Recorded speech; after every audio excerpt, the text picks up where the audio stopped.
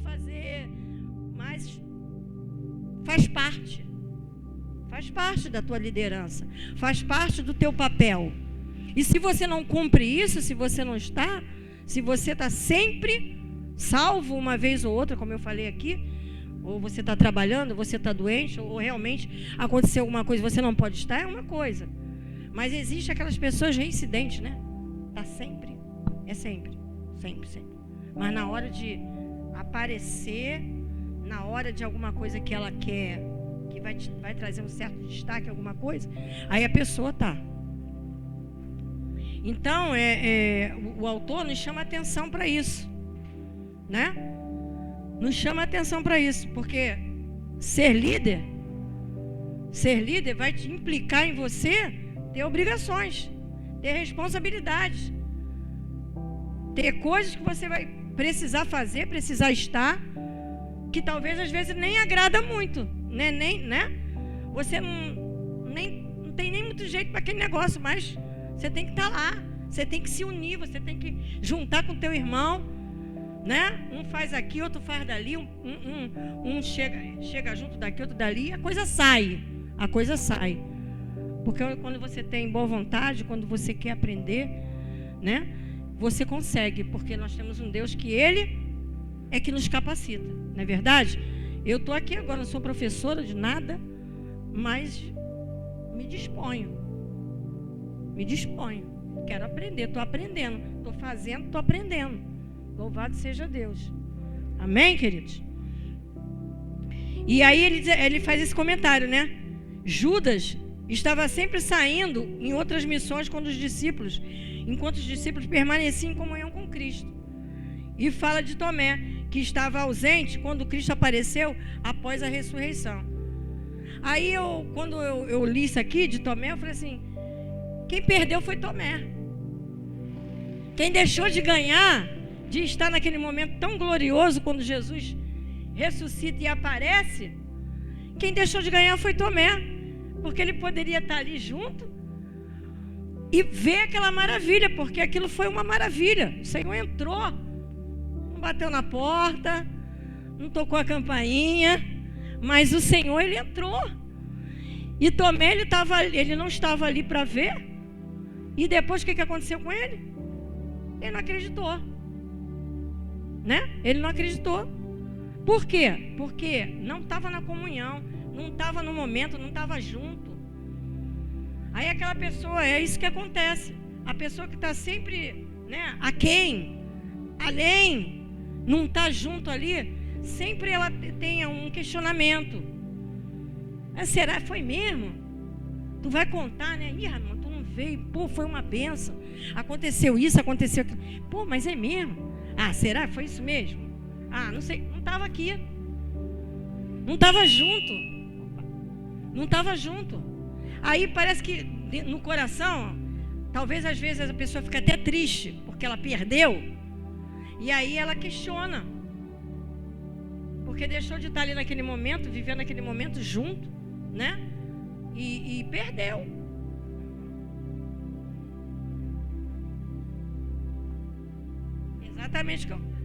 Exatamente. Não é natural, Por isso que ele diz aqui que tem que observar. Porque muitas das vezes a pessoa ela começa muito bem. Mas depois ela parece que chega num ponto que ela se acha, né? Tem gente que começa a se achar, irmão. E aí ela só quer participar daquilo que traz, sei lá, um destaque, que traz se não for para mim pregar, então não estou lá. Se não for para mim dar aula, então também não estou lá. Se é para mim ficar sentado ali para ver o presbítero Luiz Antônio, não vou não. Eu queria estar lá dando aula. Irmãos, infelizmente, isso é uma verdade no nosso meio.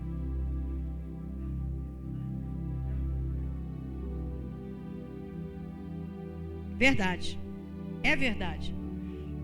Aí diz assim, dando sequência. O ausente se torna traidor. Creio que Judas se tornou um traidor devido à sua frequente ausência.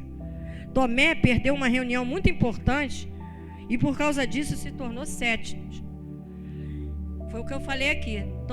Tomé, né, ele perdeu Ele deixou de ver, ele deixou de participar, ele deixou de ser participante daquele momento tão lindo, quando Jesus chega, né? E aí ele, lá, até mais lá na frente um pouquinho aqui, ele vai falar lá em João 20, 24. Alguém pode ler isso aí para mim? Lê o 24 e o 25, por gentileza, quem for ler. Olha só. João, capítulo 20, 24 e o 25. Quem vai ler aí, por favor?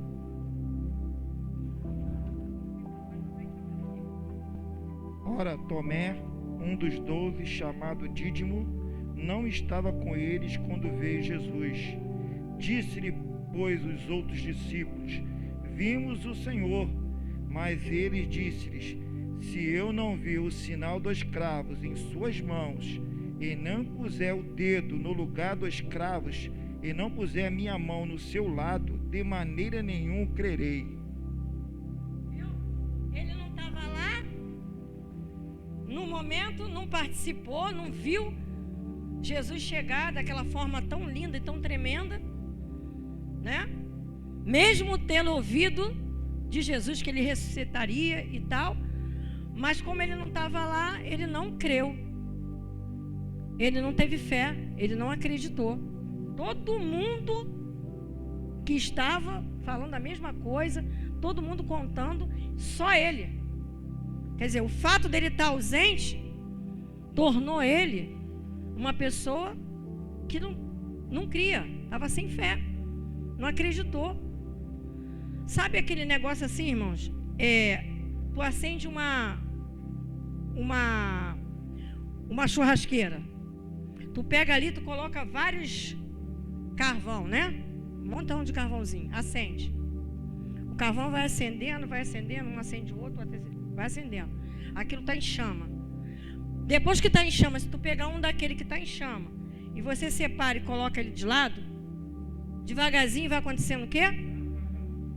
Ele vai apagando. E o que está na churrasqueira apaga num dado momento. Mas como que demora, né? Como demora. Por que isso? Porque quando você está junto, quando você está misturado, como diz aí no mundo, né? Na mesma fé, na mesma visão, com o mesmo coração, com a mesma intenção. Quando acontece isso, o que acontece? A coisa inflama, todo mundo ali está junto, todo mundo no mesmo pensamento, a coisa acontece. É o meu mesmo, pode deixar que vai parar de tocar. E vai embora. Mas quando você se separa, quando você está longe, você vai enfraquecendo, você vai perdendo aquela visão, você vai perdendo aquela fé, você vai perdendo aquela coisa que você tinha, porque você não está junto, porque você não está ali naquela lealdade, naquela permanência. Então você acaba com outra visão, com outro pensamento, a não ser que a pessoa, queridos, seja muito de Deus mesmo, muito de Deus mesmo. Fora isso, você começa a ter, como está falando aqui, com certeza, a ausência de certos líderes de algumas reuniões, aqui está falando no caso de reuniões, mas eu estou falando num sentido geral, irá fazer com que ele se torne diferente dos leais membros da sua equipe. Entendeu? Ele não está junto, não está sabendo direito o que está acontecendo, porque dentro de uma reunião, dentro de um grupo que está junto, que tem uma meta, que tem as coisas vão acontecendo, as coisas vão vai se falando, vai se fazendo, existe um direcionamento, existe um apontamento. Não é assim que funciona aqui? Mas quando aquela pessoa que faz parte desse grupo, ela está sempre ausente, está sempre separada, não tem como, cara. Não tem como ela estar com a mesma visão, não tem como. Com certeza, a ausência dessa pessoa vai tornar ela o quê? Diferente. O pensamento vai estar diferente, a visão vai estar diferente, a fé é diferente.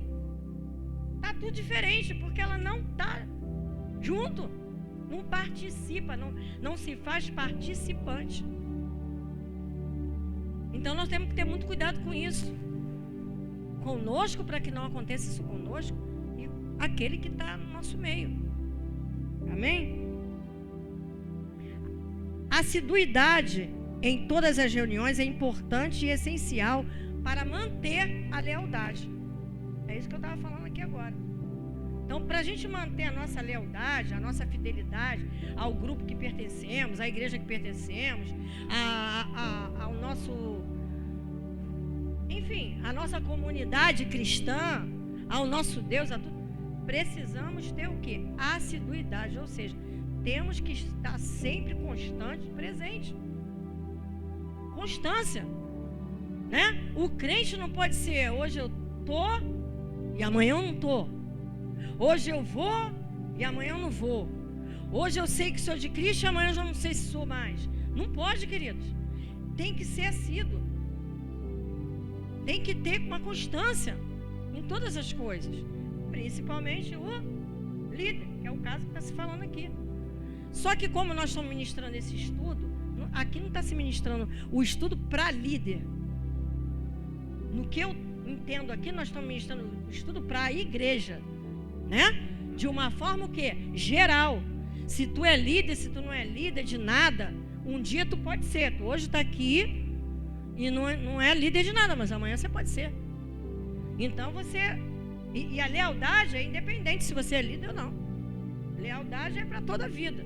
Lealdade é para fora da igreja, lealdade na tua casa, lealdade na igreja, lealdade no teu trabalho, em tudo, né? Então, é para nós, viu?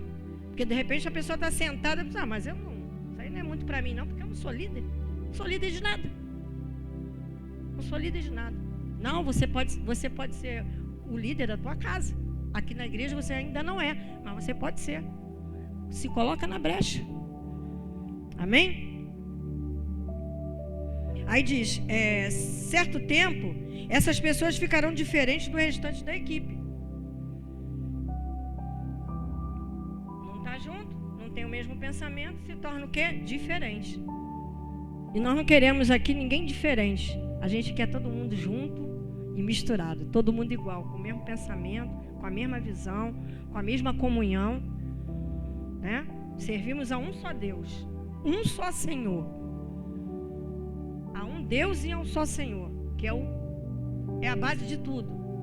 Temos uma igreja onde tem uma direção. Ninguém está largado aqui. Aqui tem direção. Amém, irmãos?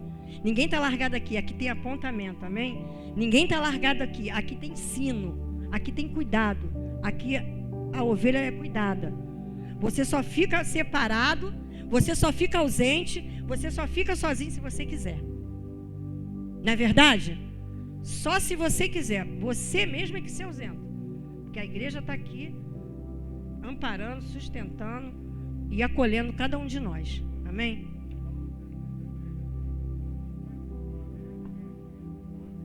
Que os irmãos estejam em união. E essa união ela tem que ser em todas as coisas. Amém.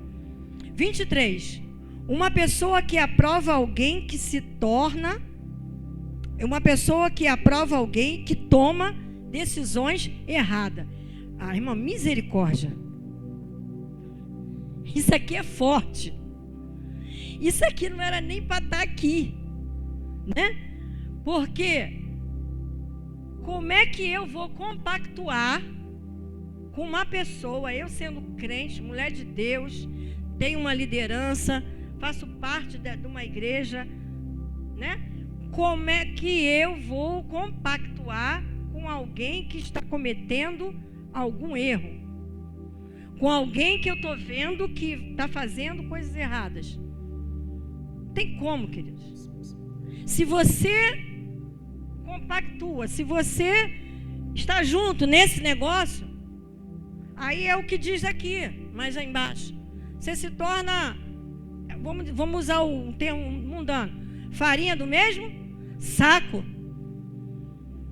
Você se torna, como diz na própria palavra de Deus, produto do meio.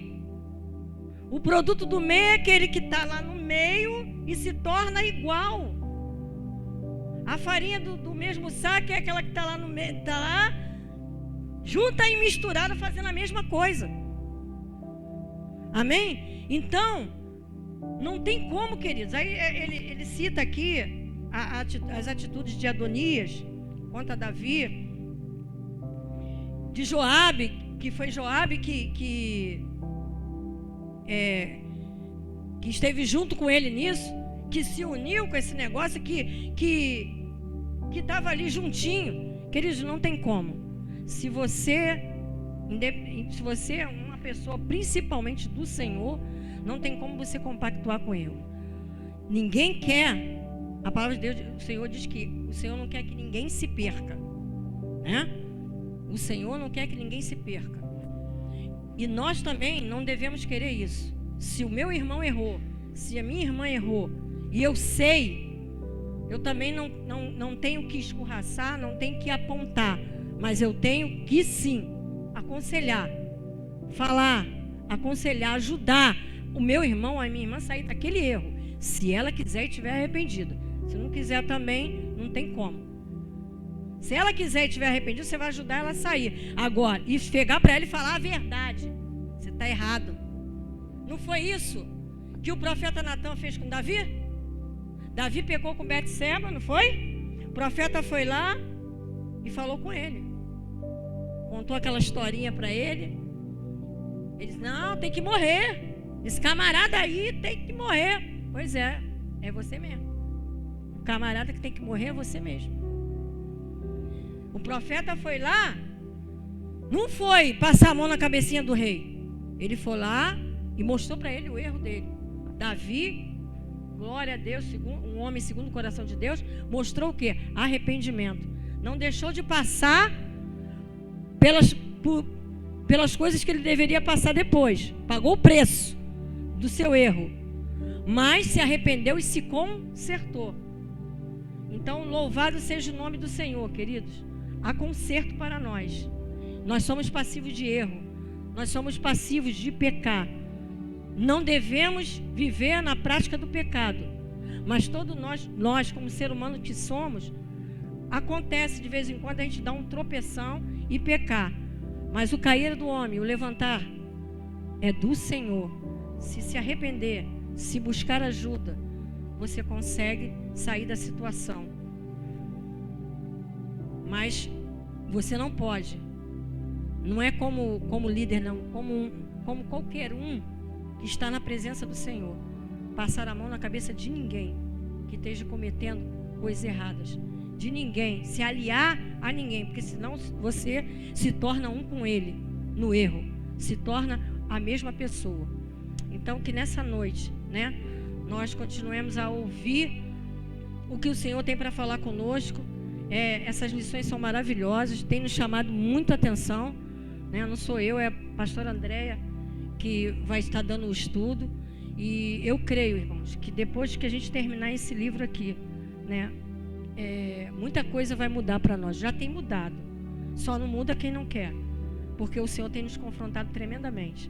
Porque aquelas coisinhas que muitas das vezes a gente achava que não era nada, que tá legal, tá tranquilo, passa batido, Deus está nos confrontando.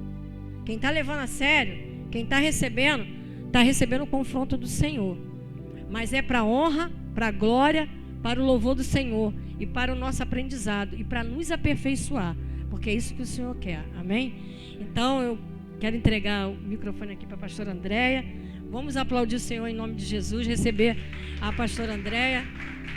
Louvado seja Deus.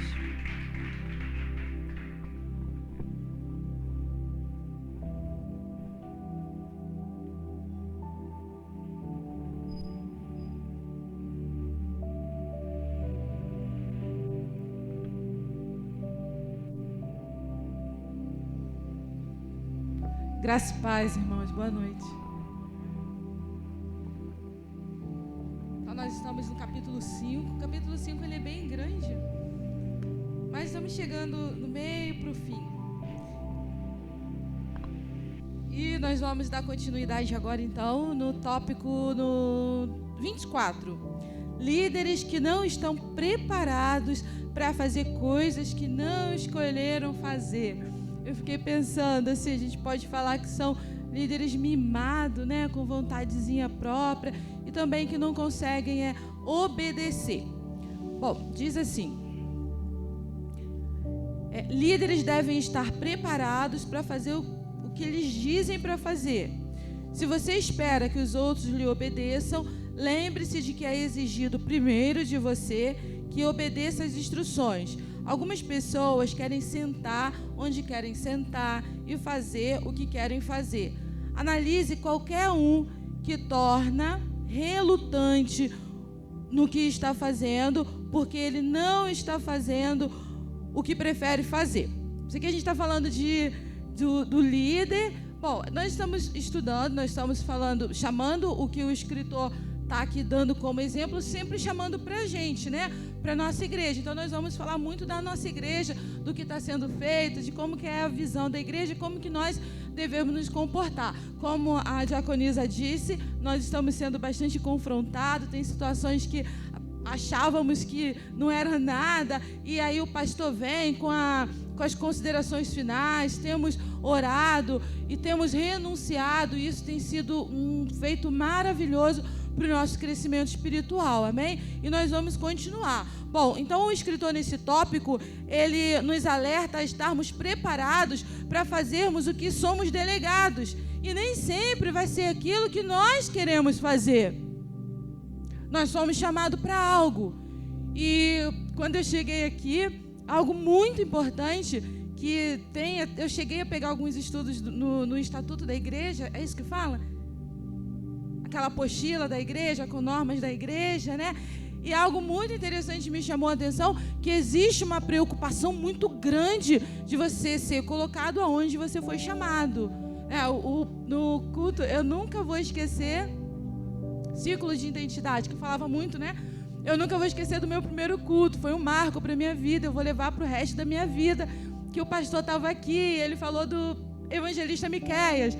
Eu lembro que ele falou, evangelista Miqueias foi chamado para ministrar, para pregar, e ele vai continuar pregando, porque assim Deus quer. E se tiver que ministrar hoje, amanhã e depois, e assim vai ser, porque esse é o chamado dele. Nossa, que bacana, eu glorifiquei a Deus por isso. Porém, o escritor está falando aqui algo que pode acontecer.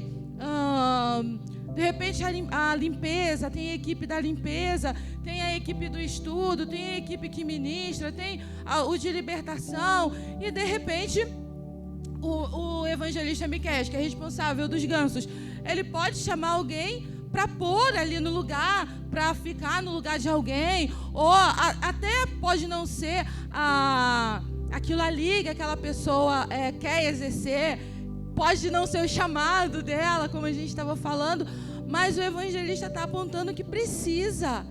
E aí ele vai obedecer. Como a igreja tem essa direção, como a igreja ora, como a igreja vai delegando a cada um segundo a vontade de Deus, com certeza, ou esse irmão ou essa irmã está sendo testada para amadurecimento, ou realmente está precisando. E logo, logo o evangelista vai perceber que o lugar do irmão não é ali, foi temporário, vai orar e Deus vai pôr tudo no lugar. O que não pode é se rebelar, o que não pode é fazer biquinho, o que não pode é bater o pé, fazer malcriação, não vou, porque aí nós estamos indo contra quem? Nós estamos indo contra Deus, nós estamos indo contra a vontade do que Deus tem para o lugar através da nossa vida, lembrando que nós somos canais de Deus, amém? E eu quero lembrar sobre o culto de quinta-feira, porque antes disso tem um versículo que nós vamos ler, mas o culto de quinta-feira, quinta vitoriosa, houve um chamado, houve uma voz do líder convocando a cada um de nós, os obreiros, para que assistíssemos, participássemos. E nós não pudemos, que nós estávamos aqui em oração, mas ficou gravado e depois a gente pôde ver. Eu assisti. E ele estava falando da igreja de Éfeso.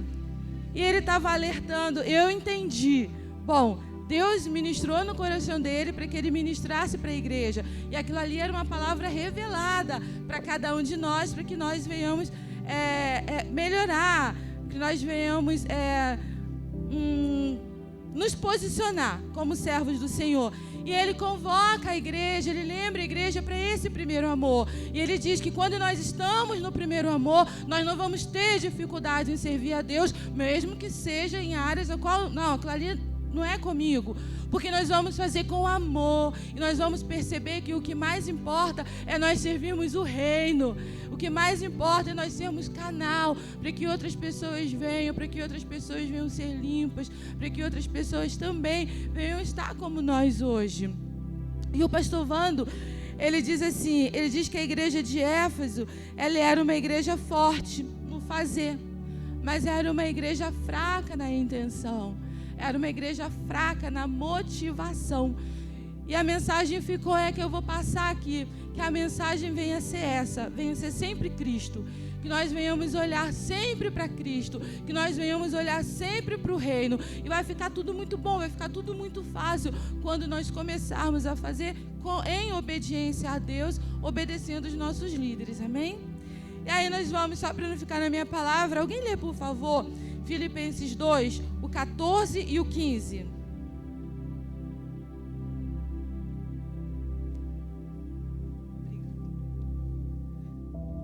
Filipenses, capítulo 2,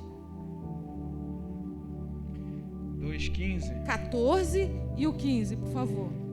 Fazei todas as coisas sem murmurações nem contendas, para que sejais irrepreensíveis e sinceros, filhos de Deus inculpáveis, no meio de uma geração corrompida e perversa, entre a qual resplandeceis como astros no mundo.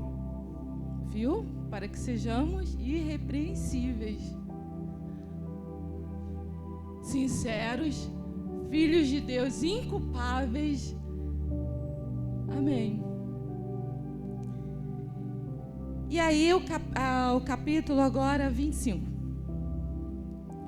Uma pessoa envenena você sobre os outros. A principal coisa que todos lembram sobre uma cobra é que ela pode envenenar. Quando ela, dependendo da cobra, ela pode até matar, né? Ela mata. Qualquer cristão que envenena a sua mente acerca de outras pessoas é alguém perigoso. Ele pode ser até um assassino. Nunca esqueça que aquele que fala negativamente sobre alguém é você, vai falar negativamente também de você para alguém.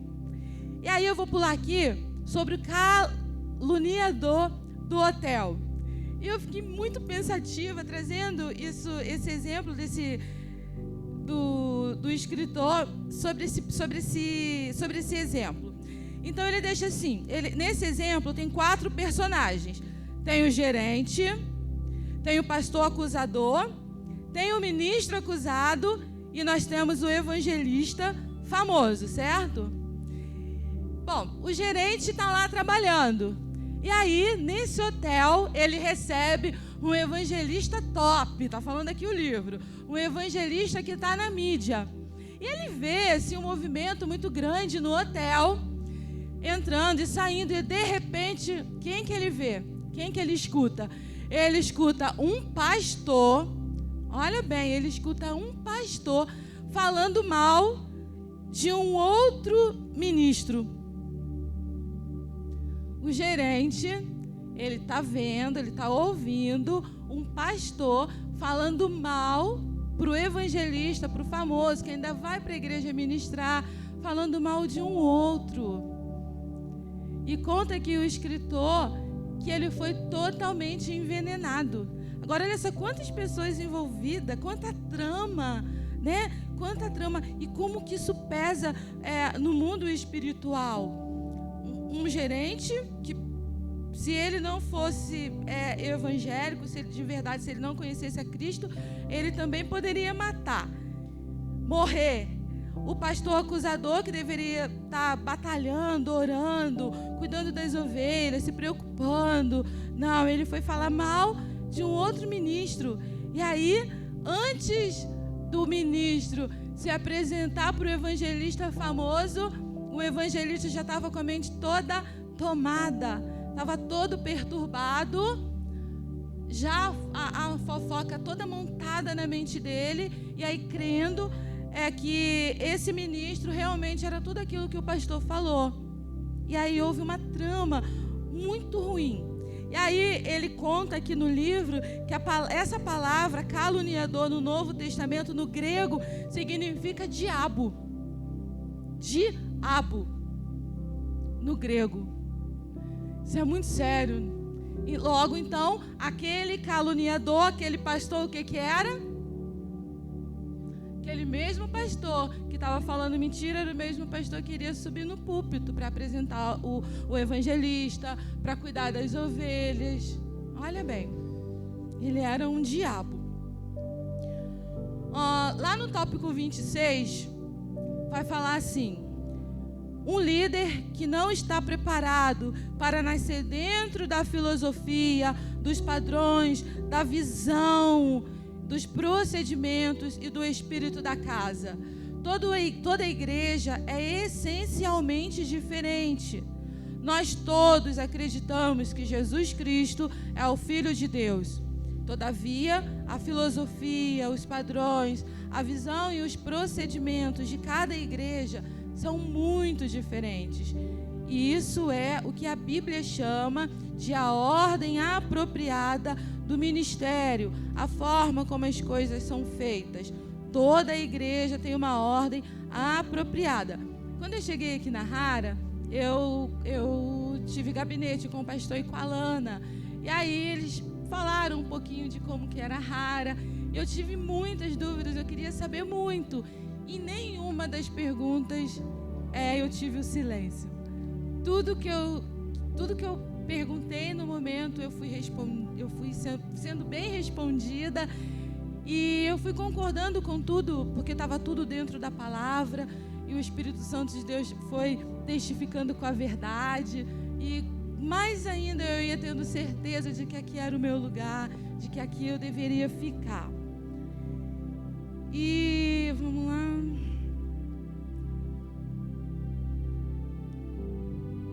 E aí, o escritor, ele compara a esse irmão que precisa se adaptar assim. Qualquer pessoa deve estar preparada, né, para se adaptar a uma nova situação. Uma pessoa que frequentemente diz: em minha casa, em minha antiga igreja, fazíamos as coisas assim, e penso que a melhor maneira de fazer isso é como eu costumava fazer em minha igreja anterior, deve ser observada. Ela provavelmente não se adaptou de modo pleno ao espírito da casa. É por isso que constantemente faz referência ao seu local prévio de ministério. E aí o escritor ele compara a essa turma aqui com o Salmo 137. Os israelitas nunca se adaptaram às suas novas circunstâncias na Babilônia.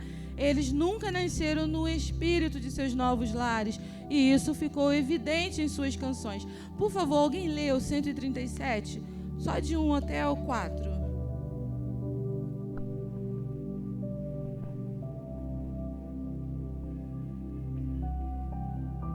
De 1 a 4.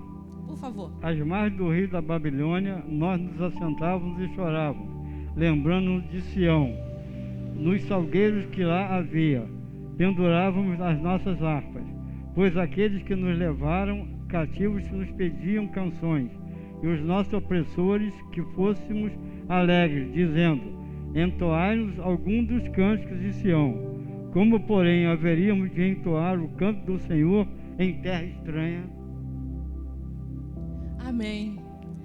Eles estavam na Babilônia. O escritor, ele fez essa comparação só para a gente entender um pouco de como que a pessoa se sente, né? Embora, assim, isso é um caso um pouquinho diferente, porque eles estavam cativos, eles estavam acostumados a adorar em Sião. E aí, de repente, eles vão para uma terra longe, com outro tipo de adoração, inclusive a deuses estranhos. E aí, eles já na sua terra, já louvando a Deus, já adorando a Deus, eles se lembram de como foi doloroso para eles terem que cantar, terem que louvar a Deus numa terra estranha. E aí eles penduram os seus instrumentos nas árvores. Eu até vi uma imagem muito interessante, fiquei ali entrando dentro daquela imagem, eles sentados diante do rio e meditando e pensando. Bom, eles estavam ali presos, mas eles tinham essa liberdade, mas eles não conseguiam, porque eles estavam longe da pátria, eles costumavam adorar a Deus em Sião, no templo, e de repente eles perderam isso tudo. E aí eles lamentam. E aí o escritor, ele compara isso, ele compara esse povo que está longe da sua cidade a essas pessoas. Bom, estava até conversando com o Miqueias, na segunda nós fomos fazer uma visita, e nós estávamos falando justamente sobre isso, sobre o adaptar numa outra igreja, sobre adaptarmos as normas da outra igreja. E existe uma palavra muito simples para isso. A partir do momento que eu aceitei, inclusive temos apontamento, né? Todos nós fizemos, não é? Onde nós somos apresentados com tudo que acontece na igreja. Ok, aceitamos. Então existe só uma palavrinha pequenininha, obedecer. A partir do momento que nós vamos obedecendo a liderança, a partir do momento que temos dúvidas, vamos tirando com a liderança, cuidado a quem nós falamos, a quem nós perguntamos. E se por acaso alguém vier perguntar pra gente que não fazemos parte da liderança, não sabemos responder muito, nós vamos encaminhar, como acontece. Agora não, agora eu já pergunto para os meus irmãos, o Miqueias, os presbíteros, mas antes eu só conseguia falar com o pastor Evani, mas o que ele fazia? Ele me direcionava para as pessoas responsáveis de cada departamento. A irmã Raquel me direcionava para cada pessoa que eu deveria me falar. E foi bom, porque assim eu conheci o irmão Gabriel da tesouraria, a irmã Janaína também, outros irmãos também, ao qual nós nos direcionamos para tirar dúvidas. E no início vem aquela dificuldade mesmo, nós estamos fragilizados, nós estamos machucados, nós estamos duvidosos, nós estamos questionando muito, mas também nós percebemos que a igreja está bem preparada para nos ajudar, está bem preparada para nos pôr alinhados, para nos pôr em comunhão com Deus, não é? E eu estava falando com o irmão aqui, a igreja parece que o nome da igreja é a Igreja do Abraço. E é muito bom a gente receber esse abraço no momento desse. E aí nós vamos sendo construídos um com os outros, um ajudando os outros, mas essa palavrinha é sempre importante, em obediência. E aí vai dar tudo bem, vai dar tudo certo, amém? Tem algo também que eu acho que eu esqueci de falar, tem uma construção. Não, vai ser o próximo tópico agora. Tópico 27. Uma pessoa que manipula a sua trajetória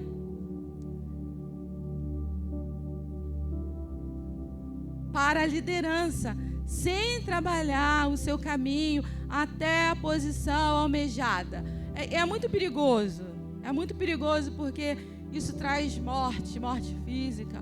É muito perigoso, porque tem uma construção. Eu falei ainda há pouco que nós chegamos feridos, machucados, cheios de pensamentos contrários. E aí existe um tratar. E esse tratar, ele é muito importante, porque nos dá a oportunidade de nós nos limparmos e nos aproximarmos mais do Pai. Mas existe uma outra questão, necessário querer, necessário buscar de todo o nosso entendimento, de toda a nossa força, para que essa limpeza venha, para que essa limpeza acontece. Mas, porém, ela é gradativo. Ninguém chega. E num dessas conversas, alguém falou para mim que primeiro que nós ficamos muito em evidência. Nós somos um alvo muito fácil para Satanás, não é? Só que também nós estamos nos adaptando à casa. Só que também nós estamos nos limpando. Por exemplo, esse estudo do ciclo da identidade trouxe muito confronto para nós, como ser cristão. Esse estudo aqui está trazendo muito confronto, porque está mexendo no nosso interior, porque nós estamos descobrindo coisas que nós temos, que nós somos, que é errado, mas nós tendo também a oportunidade de, no final, como pastor, renunciar. Nós estamos tendo a oportunidade de mudança. Olha só. E se nós encurtarmos isso aí, como que vai ser? Nós vamos matar, mas nós vamos também morrer. E não é legal. O Senhor não quer isso para mim, nem para a igreja. Então o Senhor traz todo esse preparar com a equipe, com os líderes, para que nós venhamos estar totalmente limpos, totalmente liberados. A coisa mais maravilhosa é quando a irmã Elane abre aquela portinha ali e fala assim: tá pronto, tá liberado.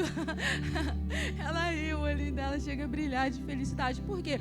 Porque sou ministro que acompanha, né, todo esse tratamento, toda essa dificuldade, mas é tudo para a honra e para a glória de Deus. Para a honra, vai ser sempre para o reino, é tudo para o Senhor. E isso é muito bom, e Ele nos quer por inteiro. Ele não nos quer pela metade, um dia nós estamos bem, no outro não. Ele não quer ver um irmão todo machucado, prejudicando outro irmão, levando também para o abismo. O Senhor não tem nada disso. Os planos do Senhor ao nosso respeito é muito bom, é perfeito, é agradável. E o líder e o escritor aqui, ele alerta para isso, e é muito perigoso. Todo líder deve trabalhar o seu caminho até a posição da liderança. E aí ele dá um exemplo de Josué. Quem que lembra de Josué? Um homem fiel a Deus, um líder nato que esteve do lado de Moisés o tempo todo, obediente. Tinha vezes até que Josué, Moisés, fulano ali, e Moisés, calma, Josué. Josué foi tão obediente que agradou a Deus. E por consequência disso, somente Josué e Caleb alcançou a terra prometida. Josué hoje, para mim e para você, é sinal de obediência. Aquele que obedeceu, aquele que auxiliou Moisés, aquele que teve o tempo todo do lado de Moisés, aquele que acreditou, aquele que confiou, aquele que foi lá, que foi espiar a terra e voltou com resultado bom para Moisés. Quase apanhou, se não apanhou, né? Por conta dos outros. Bom, o certo mesmo é que Josué agradou a Deus e foi um dos responsáveis de conduzir todo o povo de Israel, aqueles que obedeceram, para a terra prometida. E aí o escritor também, ele fala de Eliseu. Eliseu se tornou o grande profeta seguinte por causa de muitos anos a serviço de quem? De Elias, ó. Eliseu, ele andou lado a lado juntamente com Elias. Eliseu, ele foi um grande referencial nas terras de Israel, um grande profeta. Bom, 2 Reis 3, ele vai contar a história de 3 reis que vão atacar o povo dos moabitas. E quando chega numa determinada caminhada, falta água. E aí o rei de Israel, ele culpa a Deus. E aí Josafá diz assim, não, peraí. Aí ele pergunta, tem por acaso algum profeta aqui? Algum profeta de Deus? E aí um homem responde, lê por favor o 3:11. 2 Reis, capítulo 3, versículo 11. Perguntou, porém, Josafá, não há aqui algum profeta do Senhor por quem consultemos ao Senhor? Então respondeu um dos servos do rei de Israel e disse, aqui está Eliseu, filho de Safate, que deitava água sobre as mãos de Elias. Então, Eliseu, Eliseu foi o ajudante de Elias, andou com Elias, e quando Elias já não ia mais ficar, diz para ele fazer um pedido. E aí qual o pedido que ele faz? Ele pede porção dobrada. E aí Elias diz, dura coisa tu pediste. Mas ele foi muito ousado com esse pedido. E Eliseu então começa a caminhada dele como um grande profeta para o povo de Israel. E aí ele dá até uma resposta dura. Ele fala pro rei de Israel, olha, eu vou responder por conta de Josafá. E aí ele faz um ato profético, ele ora.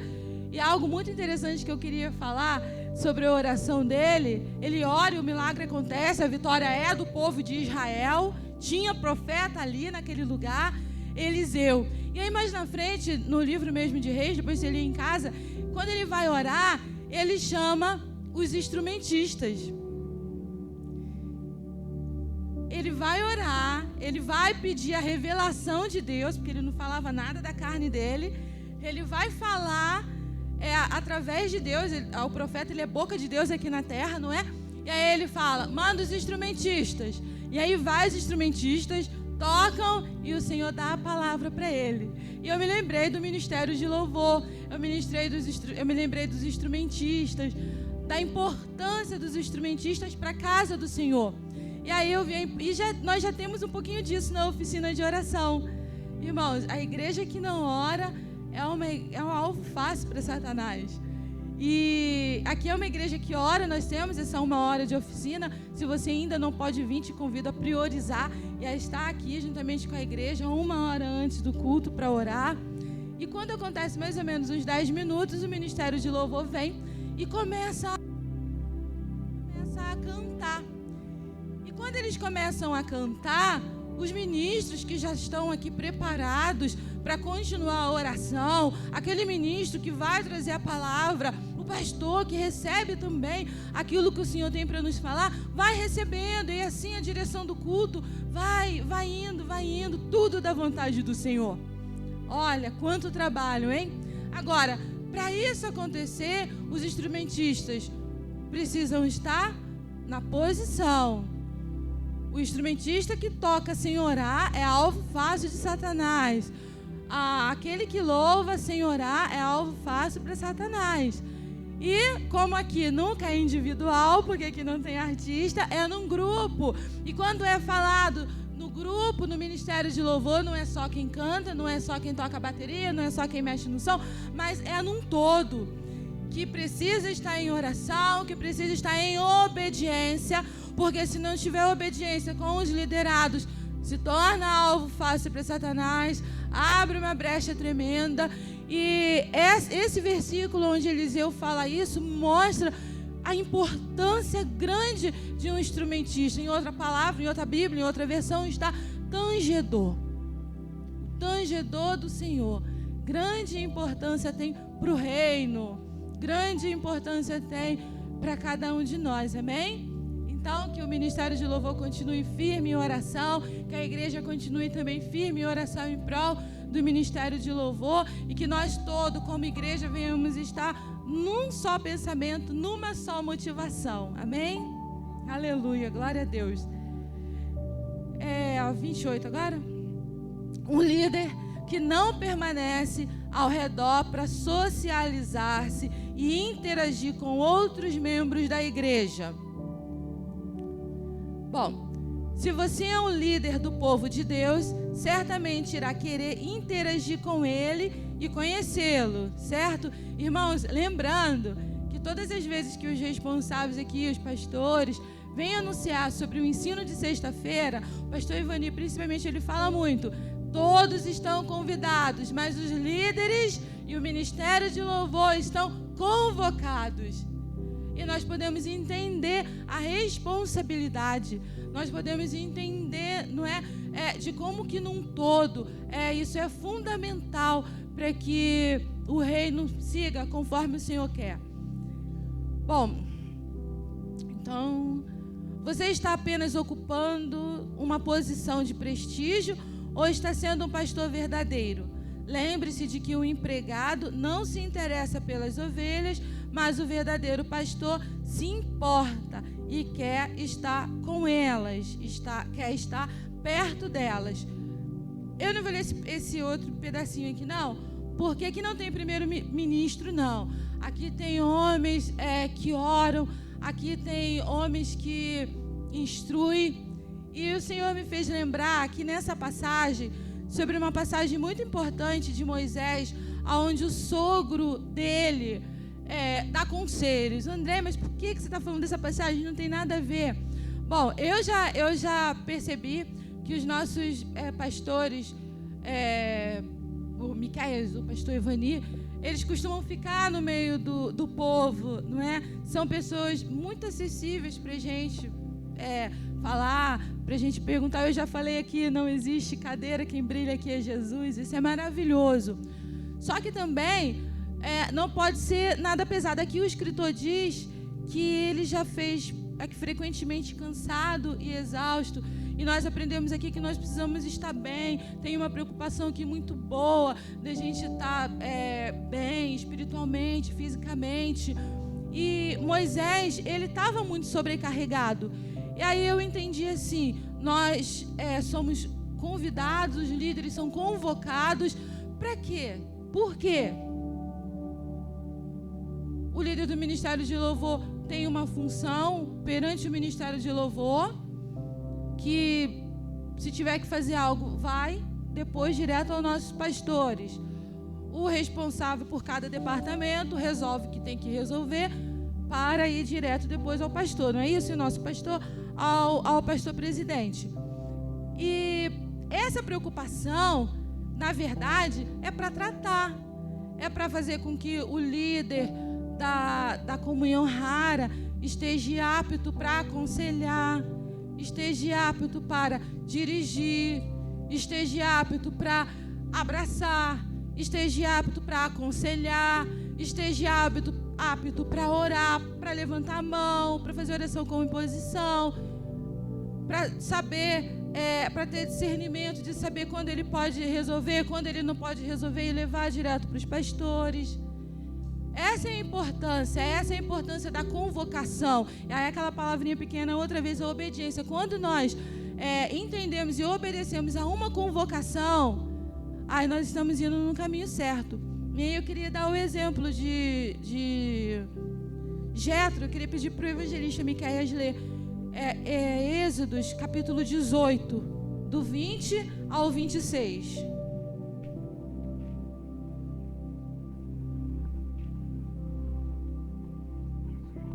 Ao 26. Por favor.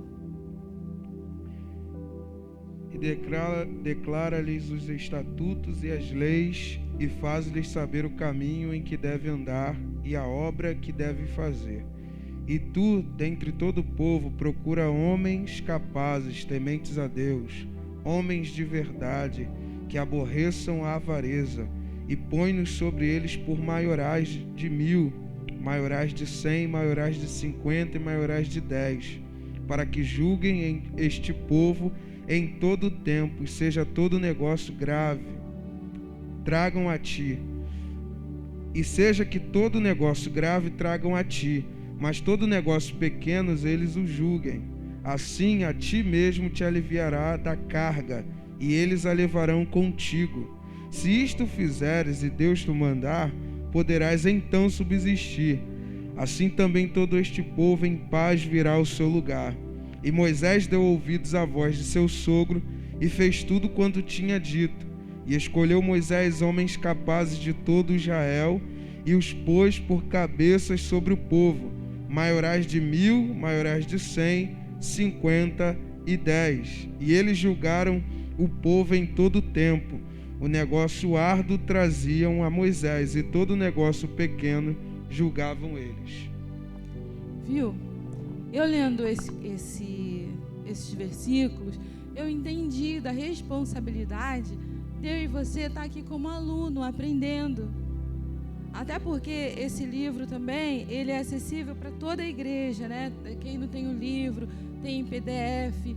E é muito importante a gente aprender a conduta, ele que fala muito, né? A conduta, as normas. É muito importante a gente aprender que nós precisamos, como irmãos, estar unido com o outro, que nós juntos precisamos estar unidos à liderança.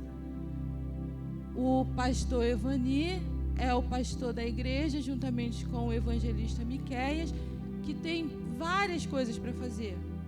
E aí, dividem junto com cada liderança a ordem da igreja. E juntos funciona uma igreja. Deu para entender a importância da convocação?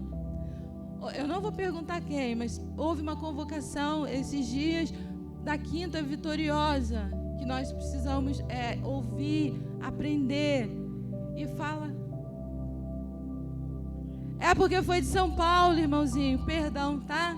É porque a gente tem no Face, né? Perdão. Não, eu que peço perdão de não ter explicado. Perdão.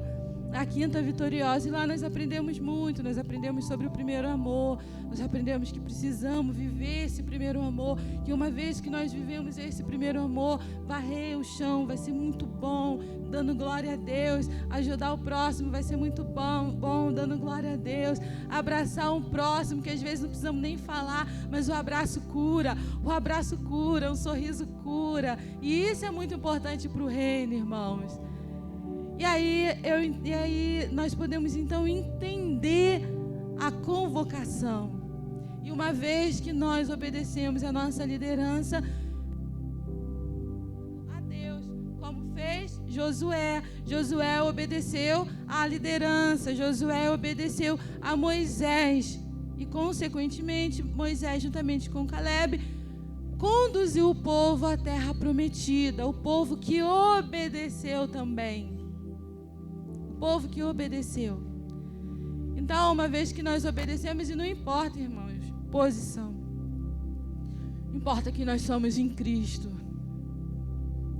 importa o nosso testemunho em Cristo, isso que importa, o resto é tudo consequência, porque nós vamos fazer aquilo que o Senhor nos ordenar para fazer, aquilo que o Senhor nos direcionar para fazer, e eu creio, assim como você também crê, tem homens e mulheres aqui pronto para ouvir aquilo que o Senhor tem a fazer comigo e com você. Amém? Eu tenho fé, muita fé, irmãos. Creio muito naquilo que Deus tem para a nossa vida.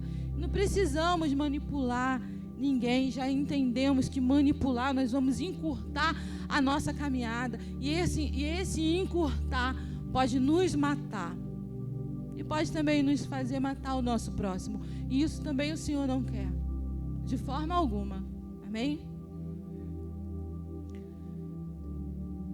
E eu li essa passagem de Moisés, então, para mostrar um pouco disso, para mostrar dessa importância do líder estar sempre preparado para ajudar a liderança desse líder, estar sempre com esse desejo ardente de fazer esse primeiro amor, de estar nesse primeiro amor para continuar fazendo, para ser um braço forte, como Moisés depois. Moisés não faz birra com Jetro, não faz, ele entende que era necessário e ele escolhe, tinha pessoas ali para serem escolhidas, ele escolhe pessoas para fazer esse atendimento que o Miqueias acabou de ler. E aí, os líderes, vamos por assim, né? Os líderes que foram escolhidos, convocados, muito importante também, que aceitaram a convocação, eles tinham situações que eles conseguiam resolver, e as mais problemáticas, não é? Eles já, não, isso aí não é para mim não, isso aí é para Moisés. E aí eles já mandavam para Moisés e Moisés resolvia. E assim a carga de Moisés ficou muito mais leve e Moisés, pôde fazer muito mais para o reino.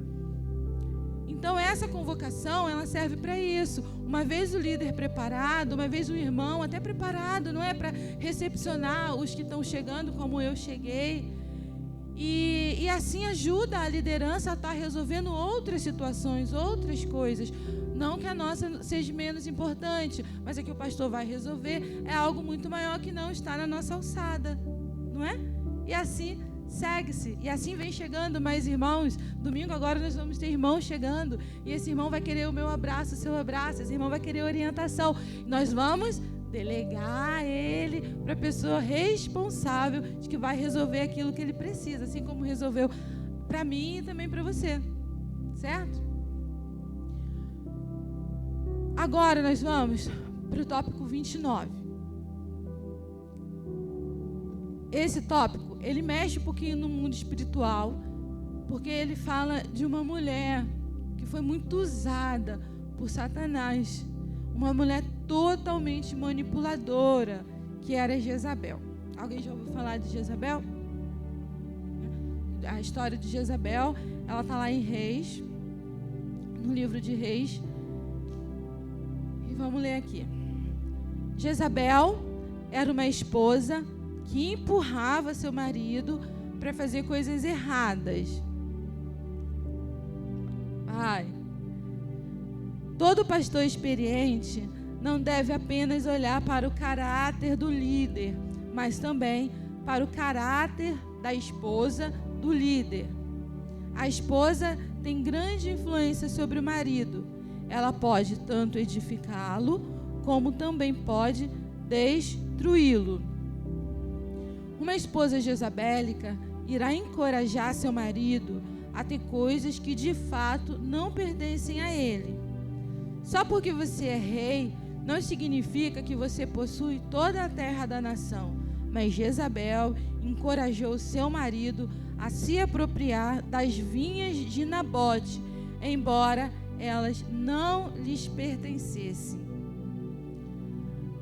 Nabote, essa história está em Reis, tá, irmãos? Em 1 Reis, no capítulo 20, assim, me parece que já começa a história. Nabote, ele era um homem de posses, e ele tinha uma vinha. Vinha é plantação de uva, para quem gosta de corinho, Nabote. E ele morava do lado do palácio, e ele tinha uma vinha, ele tinha uma plantação de uva. Só que essa plantação, ela era inegociável, porque era de herança. Não vendia, não trocava, não tinha conversa com Nabote. E aí, diz a palavra de Deus que o rei foi até ele. O rei ofereceu dinheiro, o rei ofereceu outra propriedade, o rei tentou negociar. E Nabote diz, não, minha propriedade não está à venda, isso aqui é de herança, eu não quero vender. Acabe, aparentemente concordou e vai embora para casa. Acabe, como um menininho mimado, vai deitar. Não come, não bebe, não se alimenta, e diz a palavra que ele ficou ali deitado. Eu acho que um bom exemplo para a gente dar do que o pastor está falando, na palavra que dá essa chave boa para a gente entender mais. E aí conta a palavra de Deus que ele está deitado, e chega Jezabel e pergunta, por que você está deitado? Por acaso você não é o rei de Israel? E aí ele conta a história para Jezabel. Jezabel manda ele se acalmar e manda falar para ele que vai dar tudo certo. Só que Jezabel, ela é uma mulher manipuladora. Ela dá um jeito aqui, dá um jeito ali. Foi tão forte essa mulher na Bíblia que deixou um legado maldito até nos dias de hoje. E aí Jezabel, ela vai manipular toda uma situação para fazer com que Nabote seja culpado. O pior de tudo é que Jezabel vai na lei. Ela vai lá na lei, ela tem respaldo para ir na lei, para começar, a trama, outra trama espiritual maldita. E ela vai lá, ela manda cartas, é bem parecido, quem lembra da história de Esté, que tem que mandar cartas, manda carta para todo o povo de Israel, pedindo que se apregoassem um jejum. Depois disso, depois que todos orassem e jejuassem, motivação errada, ela contrata 2 homens, filhos de Beliel, diz a palavra. Ela fez isso amparada lá em Deuteronômio, quando diz que quando uma pessoa é caluniada, precisa de 2 testemunhas, e aí já é para a morte. Pois isso que ela fez. Aí ela contratou 2 homens mentirosos, colocaram eles de frente para Nabote e acusaram Nabote. E Nabote morre apedrejado. E aí ela chega em casa toda feliz e diz para Acabe, tudo certo. Vai lá, toma posse das terras que não é sua, mas agora é, porque Nabote morreu. Mentirosa, trapaceira, malvada do inferno, montou toda uma trama espiritual para que aquele lugar, aquela vinha, aquele terreno, aquela casa fosse de Acabe. Acabe levantou, feliz da vida, comeu e foi se apropriar indevidamente do que não era dele. Mais para frente tem mais história e nós vamos ver que morre ele, morre ela, do jeitinho que os profetas avisaram que ia ser. E aí o escritor, ele nos alerta para isso. ele nos diz aqui que, inclusive, que nós precisamos observar também a esposa do pastor, a conduta da esposa do pastor. Por quê? Porque tem um grande peso espiritual dentro da igreja. E aí, glória a Deus que nós temos aqui mulheres firmes, mulheres virtuosas, mulheres que oram, mulheres que ajudam seus esposos a conduzir a igreja, a conduzir. E eu me lembro que todos que foram, né, tem o testemunho de cada um maravilhoso, e todos que foram ordenados a conduzir a Rara no Rio de Janeiro, foi debaixo de oração, foi debaixo de muito confirmar de Deus, e não ia ser somente para o pastor, não é? Com certeza também para sua esposa. E nós temos visto que as esposas têm somado muito, têm ajudado muito a cada um de nós. Inclusive o culto do último culto das mulheres foi um culto libertador, maravilhoso, conduzido pela irmã Raquel, conduzido juntamente com toda a equipe, para trazer para cada um de nós a palavra. Você veio, né? Não foi maravilhoso? Para trazer uma palavra reveladora aos nossos corações. Então, nós temos aqui essa confirmação de que os pastores não são Acabe, de que as esposas não são Jezabel, e de que nós estamos sendo conduzidos pelo poder, pela graça do Espírito Santo de Deus. Amém? Nós temos visto aqui homens leais, homens que têm se colocado na brecha, e eu e você, a partir, já recebemos, mas vamos ficar mais atentos ainda para a convocação. Nós vamos ser convocados, nós vamos obedecer. Agora nós temos live, nós temos gravação. Se nós estivermos ocupados como nós estávamos nesse dia, aqui nós vamos ter a chance, a oportunidade de ouvir depois, mas convocação, é para o nosso bem, é para nos fazer crescer como cristão, é para nos fazer crescer como pessoa, é para nos fazer crescer rumo àquilo que o Senhor tem para mim e para você. Amém?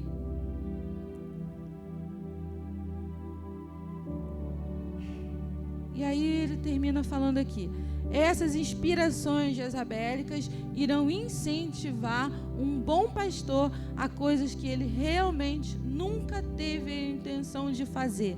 Não considere somente o líder, observe a esposa dele, né, cuidadosamente. Lembre-se de que o marido é o cabeça, mas a esposa é o pescoço. Ela é o pescoço, ou seja, ela anda ali, né, lado a lado com o esposo, ela ora. Quando tem muita oração, quando tem muita conversa, o esposo dando honra para a esposa obedecendo o marido, mas também dando honra para o marido, não tem como, não tem brecha para Satanás entrar, para Satanás permitir que haja manipulação, que haja moleza. Se não tiver Acabe, não tem Jezabel, não é?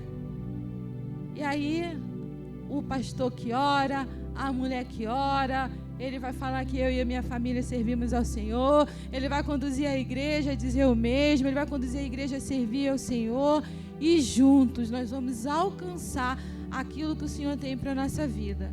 Amém? Aqui no 30, está falando de uma pessoa que constantemente transfere a culpa para outra pessoa. Um bom líder não transfere a culpa. Como líder, você deve reconhecer que é responsável, em última instância, por tudo que acontece. A diaconisa Débora, ela disse que talvez você ainda não seja líder de alguma coisa dentro da igreja, mas com certeza, marido, você é líder dentro da tua casa. Com certeza, esposa, você é líder juntamente com o teu marido dentro da tua casa. E grande responsabilidade temos em liderar. Grande responsabilidade nós temos, principalmente quando dentro do nosso lar não são todos evangélicos, ou todos são evangélicos, enfim. Mãe é líder, o pai é um líder nato que precisa se posicionar, que não pode transferir a culpa, mas tem que levantar a cabeça e junto com a sua esposa conduzir todo o lar. Tem também o líder do trabalho. O senhor já deu, né, um testemunho sobre o trabalho, sobre a importância de dar bom testemunho no trabalho. O líder também no trabalho tem que se posicionar. O líder evangélico, então, precisa se posicionar para dar testemunho, para, se possível, falar do evangelho. Se não puder falar do evangelho, vai falar com sinais, vai falar com testemunhos, vai falar como um verdadeiro líder. Amém? E o mau líder, ele vai falar sempre assim: a culpa é sua. Ele vai acusar. Não sei porque alguns líderes nunca querem reconhecer qualquer culpa. Nós todos somos culpados algumas vezes. Um líder verdadeiro assume a culpa por tudo.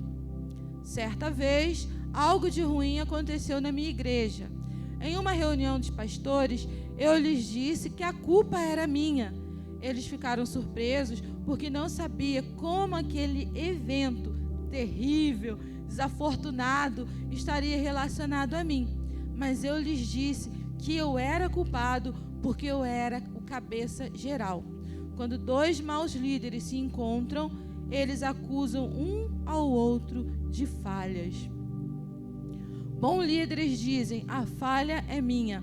Quando dois bons líderes se encontram, eles brigam para assumir a responsabilidade por qualquer falha. Lembre-se de como Adão transferiu a culpa para sua mulher. Então, Adão transfere a culpa para Eva. Eva transfere a culpa para quem? Para a serpente. E, infelizmente, a serpente não tinha ninguém para quem transferir a culpa. Para não ficar na minha palavra, Gênesis 3:12.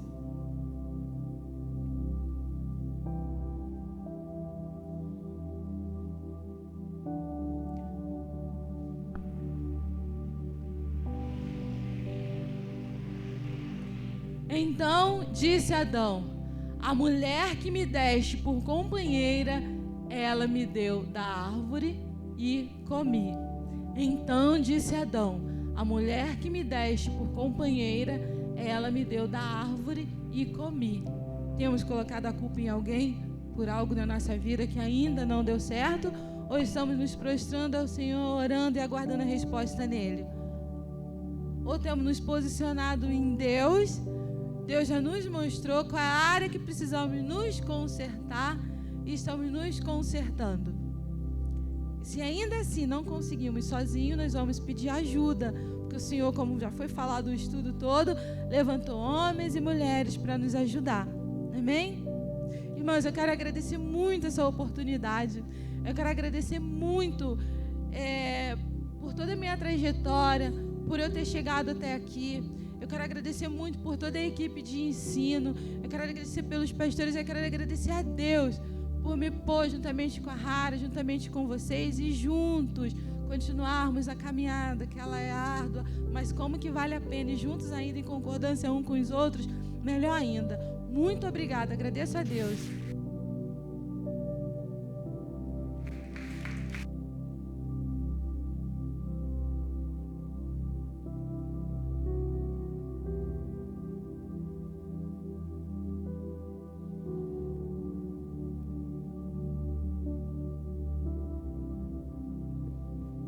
Som. Graças a Deus, né, irmãos? Deus abençoe a vida da pastora Andréia, da diaconisa Débora, que prontamente nos atendeu, a mim, o pastor Edson. E o estudo está sendo uma bênção, irmãos. Desde já eu falo para os irmãos que o João Lucas, o Miquel chegou até a tempo, ele foi também nesta aqui e veio. O pastor Evani também não pôde estar por motivo maior, mas tudo justificado, tá, irmãos? A gente trabalha assim, sempre um comunicando com o outro, porque a obra do Senhor tem que ser dessa maneira. Então a gente fica preocupado e nós estamos até já botando aí em prática, né? Nossa pastora já deu um estudo maravilhoso. Continua abençoando a sua vida. A diaconisa Débora também já deu estudo. Nós estamos aí, irmãos. O Espírito Santo de Deus está nos mostrando e nós vamos trabalhar. Louvado seja Deus. E quando a pastora Débora falou sobre que o marido é a cabeça e ela é o pescoço, eu lembrei de uma pregação do Cláudio Duarte, muito engraçado, né? E aí esse pastor falou assim: não esquece que eu sou o cabeça.